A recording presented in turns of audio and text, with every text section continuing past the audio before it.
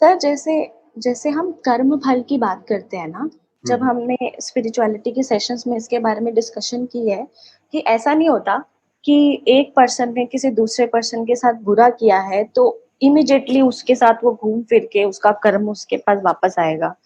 तो अब जिसके साथ बुरा हुआ है वो तो यही सोच के खुश मतलब एक उम्मीद में रह सकता है ना कि आज मेरे साथ बुरा हुआ है फॉर नो रीजन, लेकिन मेरे साथ अच्छा होगा और जिसने मेरे साथ बुरा किया उसको सजा मिलेगी, है ना सर? लेकिन ऐसा होता तो नहीं है। हम्म। तो वो इनजस्टिस का कंसेप्ट वो इंडिविजुअल लेवल पे जिस बेचारे को पता ही नहीं है, ये होलिस्टिक अप्रोच की हम बात कर रहे हैं, वो उसको कैसे हैंडल करेगा विदाउट दिस थॉट या विदाउट दिस बिलीफ कि मेरे साथ इनजस्टिस हुआ है तो जस्टिस भी होगा और उसको सजा मिलेगी। सबसे पहले तो ये समझना है कि जो जस्टिस जिसकी आप बात कर रहे हो, जस्टिस किस लेवल पे होता है। As far as this world is concerned, तो वहां पे जस्टिस और इनजस्टिस कुछ नहीं है। फॉर एग्जाम्पल, एक बिल्ली है, वो चूहे को खाती है, तो कायदे से अब आप जो आपका जो तर्क है उसके हिसाब से अगर देखा जाए तो चूहे को जस्टिस मिलना चाहिए। या चूहे के बच्चे को बिल्ली खा गई है, तो अब उस चूहे को जस्टिस मिलना चाहिए कि उस बिल्ली को भी कोई प्रॉब्लम होनी चाहिए। तो नेचर में और इसके लॉज में अगर हम ध्यान से देखें तो यहाँ पर लॉज होते हैं जिसके अकॉर्डिंग सब कुछ चलता है। इस नेचर में उस लॉज से बाहर कुछ भी नहीं होता है, उस लॉज को कोई वायलेट नहीं कर सकता है, चाहे कोई लिविंग हो चाहे नॉन लिविंग हो। लॉज एक के ऊपर एक काम करते चले जाते हैं। तो सबसे पहले तो इस जस्टिस इनजस्टिस कॉन्सेप्ट को हटाओ बीच में से। किसी पर्सन के साथ कुछ गलत हुआ है तो उसको जस्टिस देने की रिस्पॉन्सिबिलिटी हमारा जो पूरा जुडिशियल सिस्टम है उसकी है, ताकि जिसने गलत किया उसके अंदर भी डर पैदा हो और जो लाखों लोग गलत करने वाले हैं उनके अंदर भी डर पैदा हो, हम्म। ताकि फ्यूचर में और लोगों के साथ इनजस्टिस ना हो। इस सब की जो रिस्पॉन्सिबिलिटी है वो हमारी है, वो किसी और की नहीं है। यही गलती हम करते हैं, नहीं तो हम उठा करके ब्लेम डाल देंगे किसी और पे कि भाई ये हमारी नहीं है रिस्पॉन्सिबिलिटी, ये तो भगवान की है। उसके साथ गलत हुआ है तो भगवान को उसको सजा देनी है। इसका मतलब क्या है, हमें तो कुछ करने की जरूरत ही नहीं है। अरे भाई हमें ही करना पड़ेगा, क्योंकि हम ही ने ये सोसाइटी बनाई है ना। तो एक है सोसाइटी के लॉज, एक है इस यूनिवर्स के लॉज।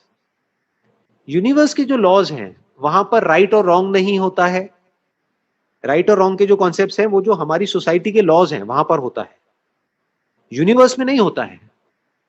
एक किसी जानवर का अभी अभी बच्चा पैदा हुआ है जो बेचारा चल फिर तक नहीं सकता है, मासूम सा है, छोटा सा है, उसको कोई जानवर आता है आकर के खा के चला जाता है।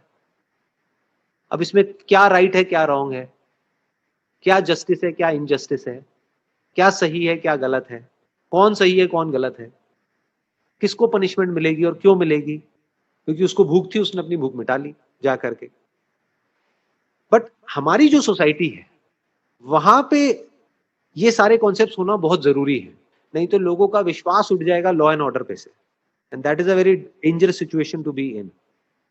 हम्म। यानी कि जो हमारी सोसाइटी है वहां पर लॉज इतने स्ट्रांग होने चाहिए कि कोई गलत करने के बारे में हजार बार सोचे, गलत करने के बट वो नाम है से नहीं। ही डरने लग जाए।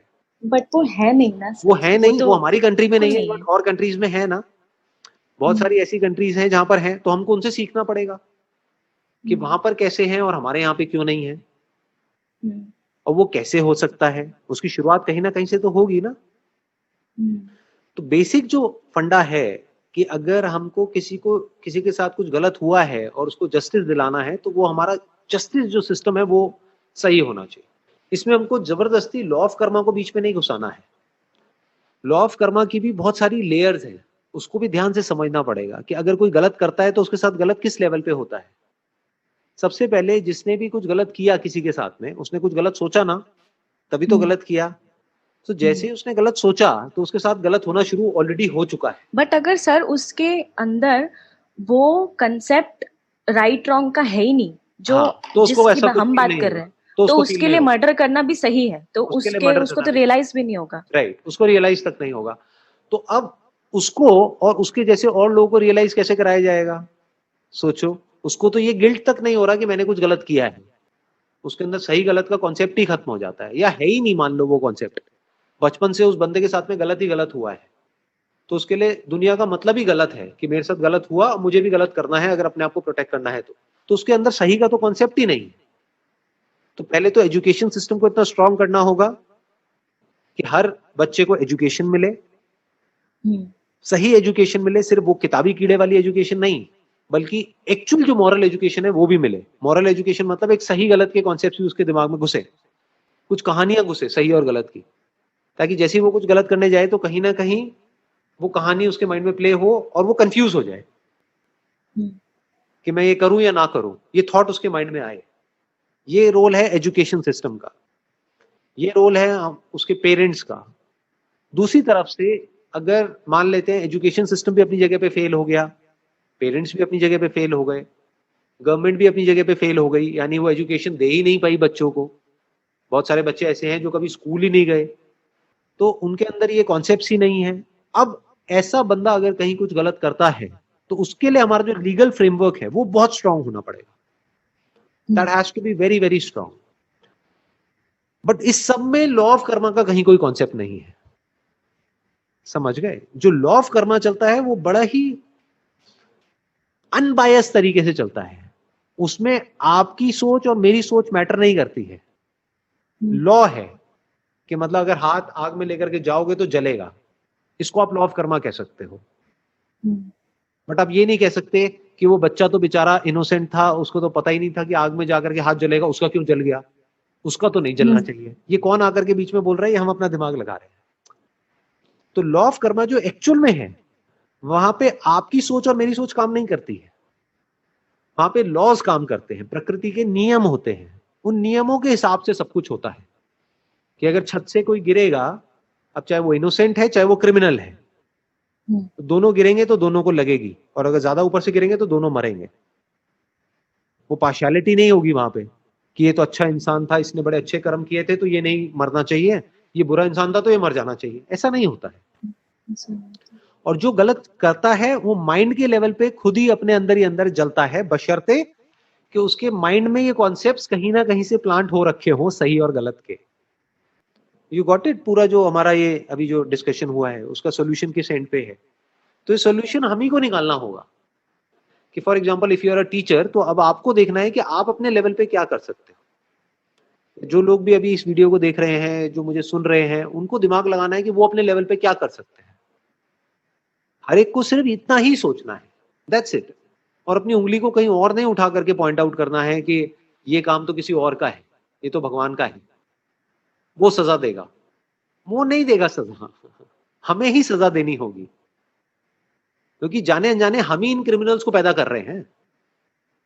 मां के पेट से कोई क्रिमिनल नहीं पैदा होता है, कोई आदमी गलत या सही पैदा नहीं होता है। उसको गलत बनाना यानी कि उसके दिमाग में गलत कॉन्सेप्ट्स प्लांट करना, या उसको सही बनाना यानी कि उसके दिमाग में सही कॉन्सेप्ट्स प्लांट करना, ये काम कौन करता है? ये नॉलेज कौन प्लांट करता है उन बच्चों के माइंड में? हम ही करते हैं, इंसान ही करता है ना। तो इसका मतलब इंसान जो अपना काम कर रहा है उस काम में कोई ना कोई कमी है, वो अपना काम ढंग से नहीं कर रहा है। That's why I am so passionate about my sessions, क्योंकि ये मेरी रिस्पॉन्सिबिलिटी है। अब चाहे इस वीडियो को एक आदमी देखे, चाहे 1000 लोग देखें, चाहे 1 लाख लोग देखें, उसमें से कुछ लोगों के माइंड में भी अगर ये कॉन्सेप्ट प्लांट हो जाता है सही और गलत का, तो एक मेजर चेंज आएगा हमारी पूरी की पूरी सोसाइटी में। क्योंकि वो आदमी भी अकेले नहीं होंगे, वो जो हजारों लोग हैं वो सिर्फ हजारों तक थोड़ी ना रुकेगा, उनके साथ भी हजारों लोग जुड़े हुए हैं ना, तो लाखों हो गए, फिर उन लाखों के साथ लाखों जुड़े हुए हैं तो करोड़ों हो गए। तो डायरेक्टली और indirectly every person impacts everybody.